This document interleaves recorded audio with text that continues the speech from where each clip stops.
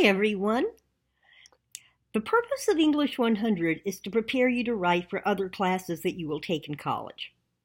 Now, while we certainly can't cover every type of writing you'll do in college or everything you need to know, by the end of the semester you should know the basics of how to conduct research and write papers for other courses. I've set the course up so that as we work on each paper, we will build on what we learned by writing the paper before it. I think it's helpful for students to see how the skills taught for one paper expand on the skills we learned earlier in the semester. So I'm going to provide a video when we begin work on each paper to explain what's important to learn, why it's important, and how it builds on what we've learned in the class so far. Now we're going to start with the type of writing you've done before, although you might not have written formal papers on the topic. You're going to choose one day that was important to you in some way and write a paper that helps us experience what you experienced. Now, while the Twain quote on this slide is cool, I don't want you to think that you have to write about the day you learned why you were born. We all have a long journey to reach that day. I just want you to pick one day that stands out in your mind as being memorable. Now, the assignment sheet provides a considerable amount of detail and suggestions on topics, so I won't take up your time discussing that now. Make sure you study the assignment sheet very carefully because it's loaded with information that will help you succeed. One aspect of college-level writing that takes some practice is developing our papers with very specific, concrete details. That's one of the main skills we will learn while working on paper 1. As you'll see when you study the assignment sheet, you need to focus on the events of one day.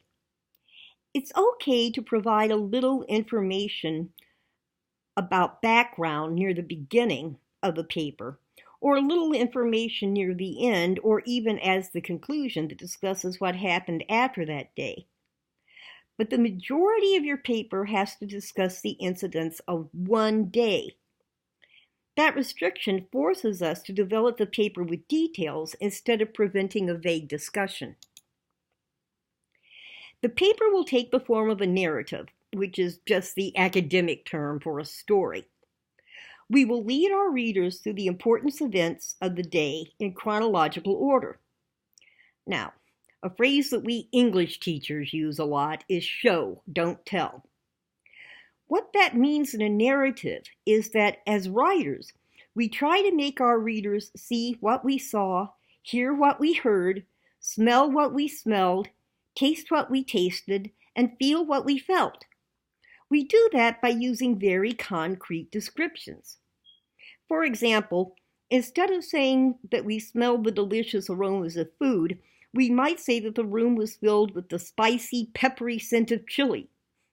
We've all smelled chili before, and that language brings that rich aroma to mind.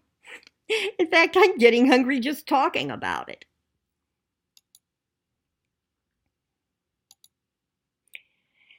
This week, we're going to review the basics of pre-writing. Now, technically, pre-writing is everything we do before drafting our paper, but it also refers to a group of techniques that we can use to decide what we want to write. Because there is no right or wrong way to do pre-writing, this is the only paper that you will be asked to submit pre-writing for. But just because I don't require it doesn't mean you shouldn't use the techniques we'll learn this week for every paper. These techniques can help us organize our thoughts and generate ideas. Not only are they useful before we begin writing, but they can be a really big help if we reach a point in our draft where we don't know what we want to say next or how we want to develop an idea. Even if we don't feel like we need to use them for every paper, they're handy tools to know because sooner or later we all run into an instance of writer's block. Now, back when Abraham Lincoln and I were in high school, they used to make us do really formal outlines. We had to pay attention to things like when we were supposed to use Roman numerals or capital letters, and then our papers had to stick to the outline exactly. I hated that. All that nitpicky Roman numeral stuff didn't help my writing, and having to stick to the outline limited what I could write in my paper.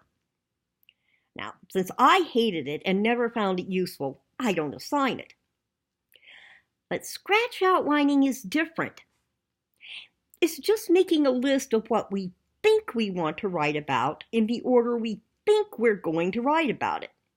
It's very informal, and it really only has to make sense to us because usually no one else sees it.